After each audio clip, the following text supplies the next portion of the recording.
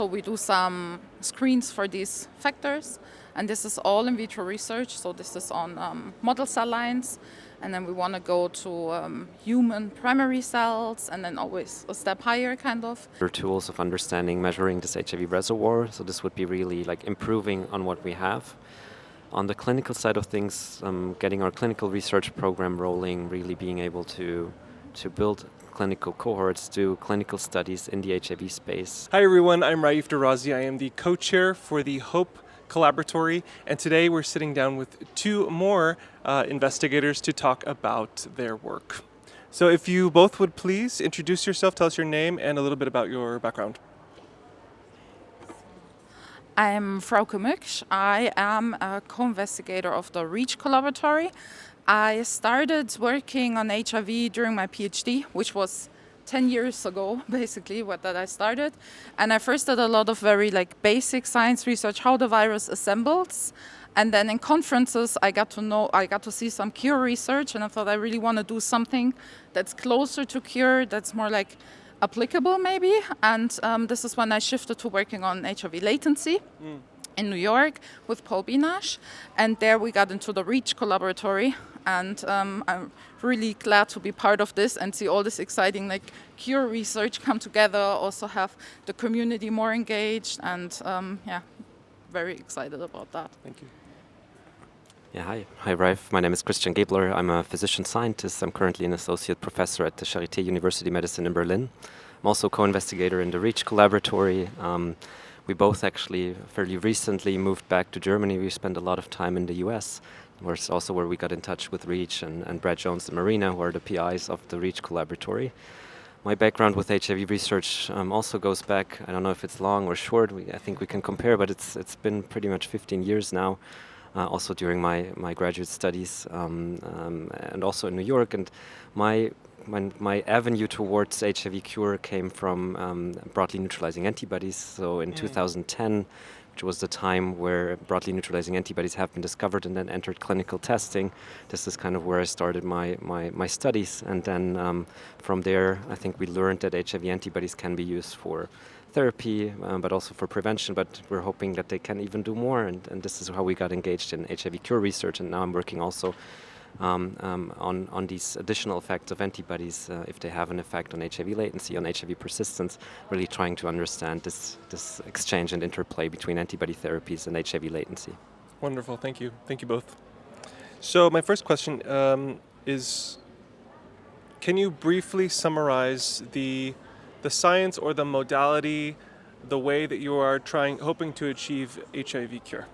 Yeah, so what I'm interested in is HIV latency, where the virus hides to persist over time, which is the reason why it cannot be cured. That basically everyone who's on antiretroviral therapy will at some point rebound when therapy is interrupted. So we are interested in the exact integration sites where the virus sits in the genome of the cells, and what determines whether... The genome is the DNA. Exactly, the DNA, the human DNA, and what determines whether a virus can persist over time in these cells, whether it kind of is sustained over time and at some point can lead to new infection events, or how these cells expand. Some of these cells, they seem to divide, and that defines basically the reservoir. So it's all reservoir research, and my focus very much on these sites in the DNA where the virus is, and what this does to the virus, and how we can maybe revert latency. So basically wake up the virus while we still have therapy there to protect the person, but at the same time have the immune system detect these cells that carry the virus to eradicate them. So basically to get rid of all these cells. So this is called the shock and kill approach. And we need some agents that are more potent to do this. So we try to find factors, host cell factors, so human factors that we can target to kind of wake the virus up to destroy all the cells that are infected. Can you explain a little bit what a factor is? It would be, for example, a host cell protein that allows the virus to stay hidden inside the cell. that we could target, for example, by gene therapy or by drugs, so that we can inhibit this factor and basically wake up the virus from the place where it hides, so we can target this virus. So ideally, if you're able to wake up all of the latent reservoir, then the ART will do its job and kill it, and then there's nothing left. So this would be the idea. Doesn't work at the moment, so the clinical trials were not very successful. Okay. And I think there are different points why that is the case. One of them is that we are not very good at waking it up, and another point is that these cells are kind of resistant to being eliminated by the immune system. So by, for example, killer cells that would destroy these infected cells. And we are in REACH, one of the main focuses is to basically work at these both angles. Are those immune cells, the killer cells? Yes. Okay. So there would be cytotoxic cells that would detect an infected cell and then basically destroy the cell and eliminate it from our body. So the latent HIV has a way of hiding from the killer cells? Exactly. So the moment HIV is latent, the cell from the outside just looks like a normal cell, and the immune system is kind of blind to it. So yeah, this is what we would like to reverse, to kind of make the immune system see these cells so that it can attack them and get rid of them. Okay. Yeah. Great. Thank you. And for you, same question. Yeah, more or less the same answer, I think, because as you pointed out, Frauke, is the real hurdle towards HIV cure is this HIV reservoir. And I think it also came through how complicated this HIV reservoir is, because really what happened through evolutionary processes, this interplay between the immune system and the virus over millions of years, not HIV itself, but some of these viruses, retroviruses, have been existing. And so these evolutionary processes are also encoded in HIV somewhere. So there's really these mechanisms that allow HIV to have these features, to be hidden away from our immune cells, to make it seem like an uninfected cell, and really have these mechanisms that make it so hard. And at the same time, it's so hard to find these cells. So really, we have so many questions about the reservoir still, that for us as scientists, like really trying to understand them, that is what we need to do. Working even on methods just as basic as measuring the HIV reservoir is really something that it sounds trivial in a way, but we don't have the perfect way of measuring it. And if we can't measure something, it's also difficult to say if we have an impact on it. So these things are really we need to go very deep on a detailed level. So my approach, because I'm a physician by training, and we've been working on these antibodies, we're very interested in looking how these HIV-specific antibodies perform in clinical trials, and maybe how they can be an avenue towards maybe meaningful impacts on these HIV reservoir cells, because antibodies are quite interesting molecules. They're kind of like at the intersection in different parts of the immune system. They can connect different parts of the immune system. This innate immune system, which is what we believe is like a more the immune system we're all born with, that is a little bit less specific, but also the adaptive immune system, which is these immune cells that can be very specific experts in targeting different viral diseases, for example. So antibodies can play a role in kind of orchestrating different parts of this and are very interesting in that regard. And so when we do these clinical studies, now what we're really interested in is not only seeing how well they perform, for example, when we do treatment interruption studies, how well they can basically substitute antiretroviral therapy, but also is there an additional effect that could lead to better immunological control, maybe in some people living with HIV. Is there an effect on the HIV reservoir? So coming from that angle, we end up at the same questions, because we really need to understand the HIV reservoir, and we need to basically find ways of really depleting it or controlling this HIV reservoir, because when we do that, we have a chance to really getting into a situation which is remission, eradication, and ultimately cure. So when you were mentioning other retroviruses in the past that are in the genome, are you referring to endogenous retroviruses? It's an example, right? I'm just using this example that, like our evolutionary battle with viruses and bacteria, it goes way back, right? So when even like mammals, all of these processes, they developed over millions of years, right? Like our human immune system has been dealing with some type of viruses, retroviruses in the past. So some of these processes really have been kind of encoded in these small exchanges between immune system and viruses. And over time, both refine their mechanisms, both our immune system. We have antibodies, when you look at and really study antibody responses in depth, it's a beautiful thing because you see how well our immune system is really equipped to diversify against different pathogens. But at the same time, you also, when we look at and study, and Frauke is much better equipped to answer this because she's a real virologist. I'm a physician and maybe an immunologist. I don't even know if I can call myself that. But like these mechanisms that these viruses really developed over time are also in a way very smart. It's not an organism, but like you see that over the time. Between these kind of small battles, they've really adapted to each other, and that's why it's so hard for us to study it sometimes. But at the same time, seeing what our immune system can do, if we understand it, we can also find a way to translate this into therapies. We're seeing a lot of talk about BNAbs in the news recently. It's kind of like in the limelight at the moment. When you talk about it being able to adapt and specify, is that similar to like if you talk about stem cells and how they're kind of generalized and then they can kind of be specific? I'm just trying to think of an analogy for the... Yeah, so I think there we have to discriminate a little bit. So when we talk about BNAb therapies, you're absolutely right. I think for many, many years, the field, we didn't even think that our immune systems or the immune system in someone living with HIV is able to actually build very potent antibodies against this virus. And this was like basically until 2009, 2010.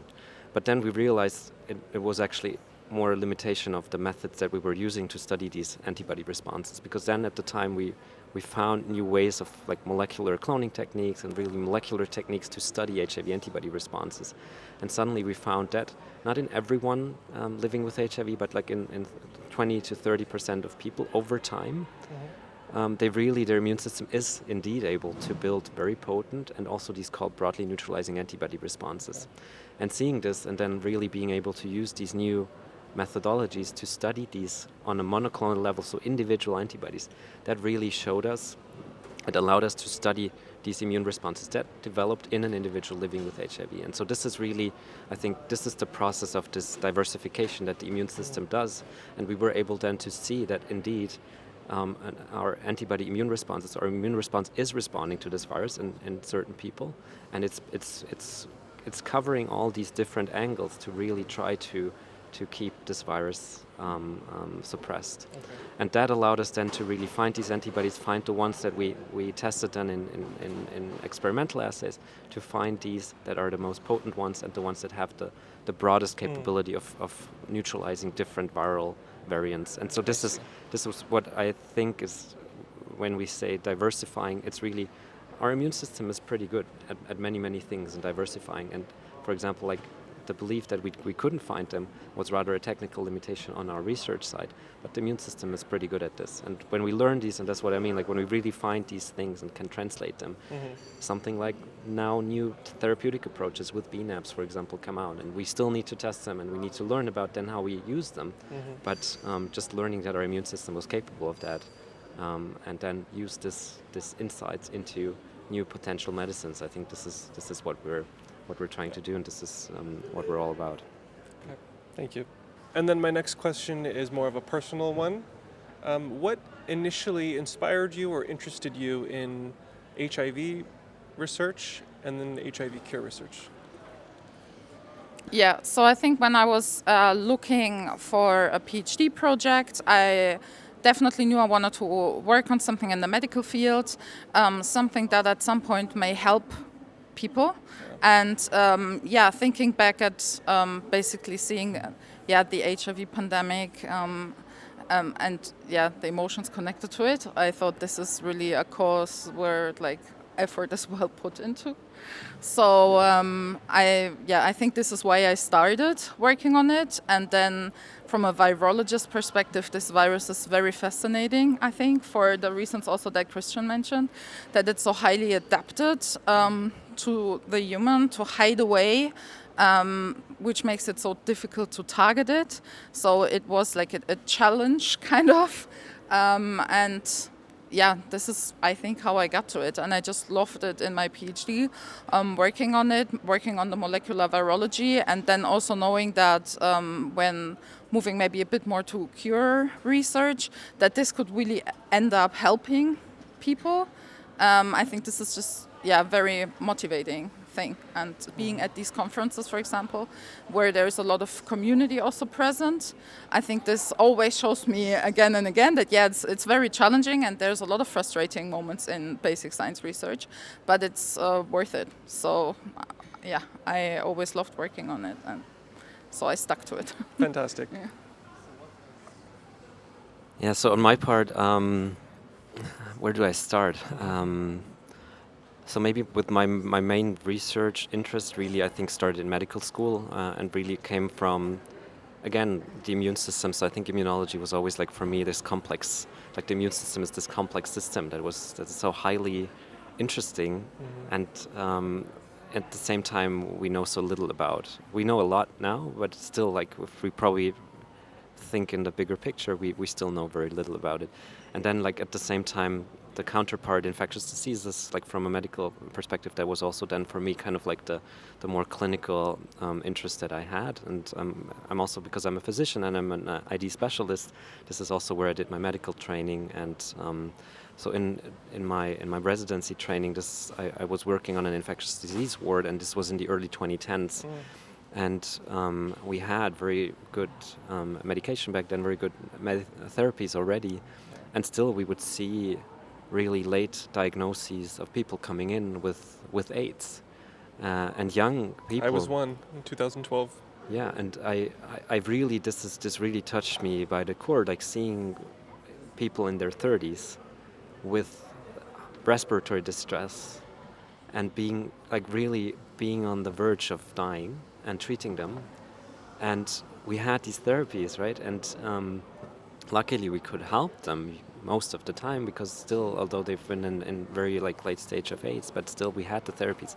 So just seeing these, and then seeing the recovery and being able, but also I did, even as a young physician, I did lose people to AIDS. And then thinking back and listening to my colleagues who experienced the 80s and the 90s, and even just our nursing staff on our ward, they would tear up and tell me these stories where they couldn't do anything and just saw people dying. And I don't want to make this sound cliche, but this really is one of the main drivers. I still have these pictures in my head, and then trying to understand and being able to kind of work on this problem. And like Frauke mentioned, this community of people living with HIV that is accepting us also as researchers, right? And seeing this conference is amazing, just how much and how bigger this is also, not only working on this problem, but it's on human rights and on people's rights. It's really such a community that is so important on so many levels, and I think it's really something that kind of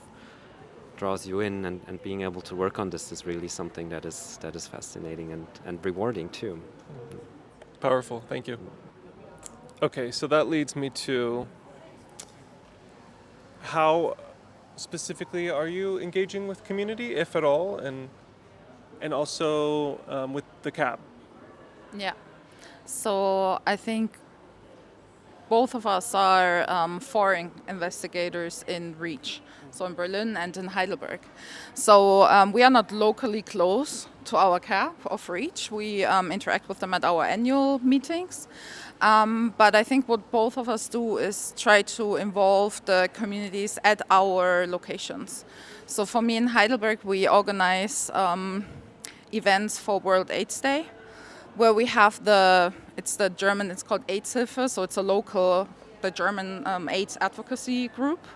They're also present here. We organize these events together with them, where we have people living with HIV present. We do panel discussions. We have a lot of young students there. So I try to kind of build this there, to have these interactions with the community.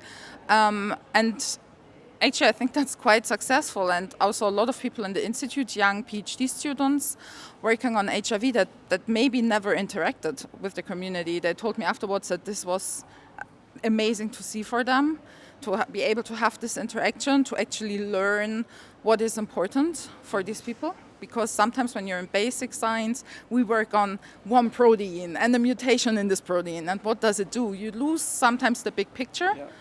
And I think like being like, again, like maybe defocused a bit helps a lot in research. So this is what I try to do in Heidelberg. And then, of course, the interactions with the CAP at our annual REACH meetings that we have. Yeah. Great. Yeah, fully agree. I think our biggest task, or for me personally, is really because we fairly recent, like beginnings of last year, moved back to Berlin and brought my research program, and now trying to establish this, and at the same time now building all these relationships with the community in Berlin. Berlin in Germany is the biggest community of people living with HIV, so we already have really like a lot of local advocacy groups, and like one of my goals is now coming in is really also kind of reaching out, saying we're not at this like in this academic tower doing our research, but we need you basically. And I'm like, we're building connections. I'm also working with the local AIDS-Hilfe, which is the advocacy group, the German AIDS-Hilfe, which is the nationwide one, really in trying to communicate.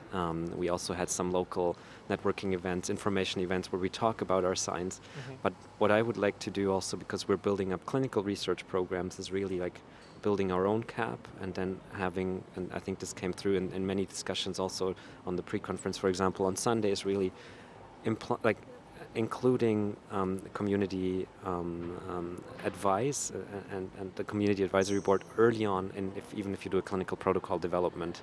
Yeah. There was, and I'm learning too, because of course this is like an ongoing process, and like trying to like get good ideas. And here, for example, at the pre-conference, what I took away was one great advice was, for example, when it comes to informed consent documents. Mm-hmm.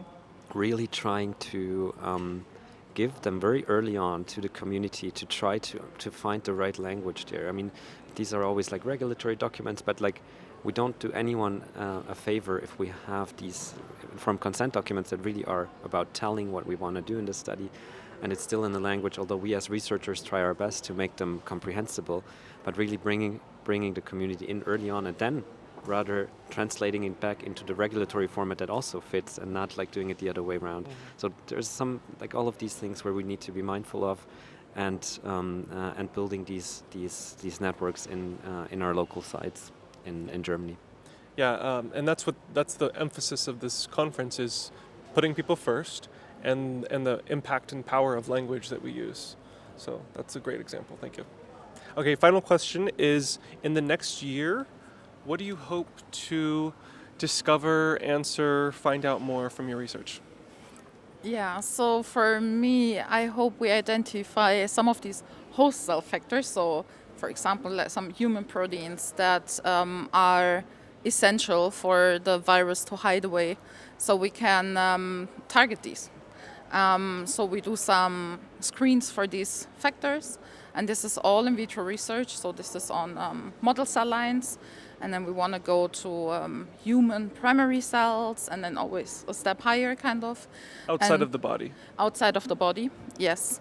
And identify some key players that we can really work on to get closer to a cure, which would be a long-term perspective, of course, much longer than a year. But yeah, this would be my concrete kind of goal. Yeah, I think for me, like on the basic science side, it's also really trying to find better tools of understanding, measuring this HIV reservoir. So this would be really like improving on what we have. On the clinical side of things, getting our clinical research program rolling, really being able to build clinical cohorts, do clinical studies in the HIV space, in the BNAP space, but also I think the bigger picture, really being a part of the community in Berlin, being kind of like the research point of contact where questions can be answered, and at the same time we learn something. We have a big goal to build an HIV cure center in Berlin, to kind of like bring everyone together on the research side, and then be really able to connect with the community and use all the resources that we have, and this really big community in Germany in what we have in Berlin. Well, thank you both so much for your time and for sharing with us. not just the professional, but also the personal. I think that means a lot. And like you said, you're not two people in white lab coats in your ivory tower looking down upon the masses, but you are normal people like I am. We're all here together working towards the same goal. And so I really hope that these conversations help to build trust as well between the science community and our community as well. And I'm sure that your stories are going to be very inspiring for the folks at home, and I hope you learned something as well. So thanks for tuning in, and we'll be back soon with some more interviews. Cheers.